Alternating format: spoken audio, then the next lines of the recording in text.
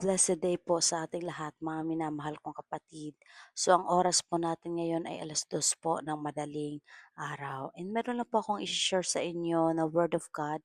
But before po yan, meron lang po akong iilang katanungan sa inyo kasi baka ikaw na ito. Katanungan para sa mga Kristiyano makakapanood ng video ito. Minsan ba sumagi sa isipan mo ang mag-backslide o tumalikod sa pananampalataya? Or minsan ba ngayon mismo, baka naisip mo na balikan yung dati mong buhay o kaya na mismo yung dating buhay na makasalanan, punong-puno ng kaguluhan na akala mo masaya pero hindi mo alam ipapahamak ka pala. Alam niyo po kung isa ka sa mga Kristiyano na nakarinig na ng magandang balita ng katotohanan patungkol sa Diyos at ng mga utos ng Diyos, pakinggan niyo po ang nakasulat sa pangalawang Pedro chapter 2 verse 21.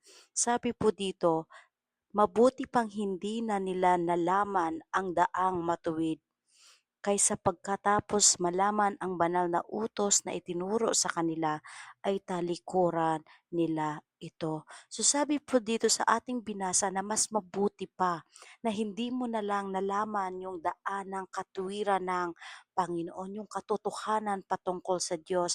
Mas mabuti pang hindi mo na lang nalaman ang utos ng Diyos kaysa nalaman mo nga pero darating ang panahon na tatalikod ka lang din pala o babalik ka sa dating buhay na punong-puno ng kasamaan at kasalanan.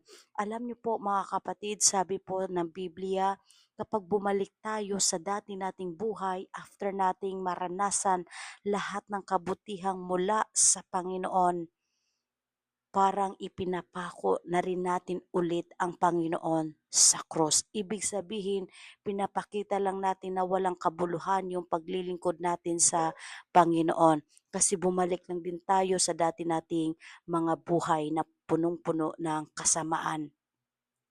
At ibinabalik natin ang Panginoong Hesukristo sa kahihiyan. At meron din pong nakasulat sa Biblia na ang sabi po doon, kapag tumalikod tayo sa Panginoon, lahat ng ginagawa nating pagpapagal, sakripisyo, noong una, noong mainit ka pa kay Lord, di ba ang dami mong ginagawa para kay Lord, nagwi-win ka ng soul, nagpapaawit ka kahit saan ka utusan ng pastor, sumusunod ka kasi mahal mo ang Diyos, lahat ng ministries, activities, dinadaluhan mo para sa glory ng Panginoon.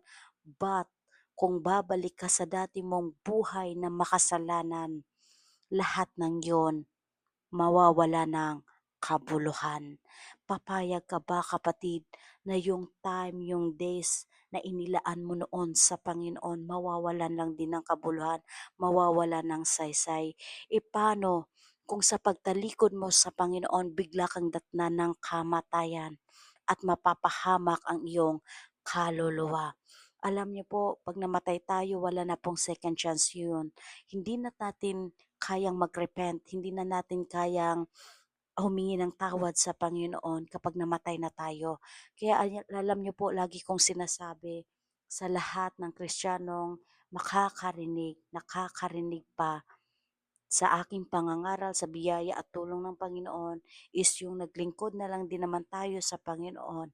Seryosohin na natin ang ating paglilingkod and fix your eyes unto Jesus. Magpatuloy ka, normal lang na may pagsubok sa paglilingkod, normal lang magpahinga pag pagod na yung katawan natin, pero hindi normal at hindi maganda kapag huminto ka na sa paglilingkod sa Panginoon at bumalik ka sa dati mong buhay. Napakadelikado po kapatid kapag bumalik ka na sa dati mong buhay. Di mo alam kung anong mangyayari sa iyo pagka bumalik ka sa dating buhay na punong-puno ng kasamaan. Tsaka inalis na tayo ng Diyos sa putikan, sa kadiliman, sa kasalanan na nagpapahirap at nagpapahamak sa atin. Bakit babalik ka pa kung saan ka inaalis or inalis ng Panginoon? Mahal tayo ng Diyos. Kung nahihirapan ka na sa mga pagsubok na kinakaharap mo ngayon, come to Jesus and He will lift you up. God bless.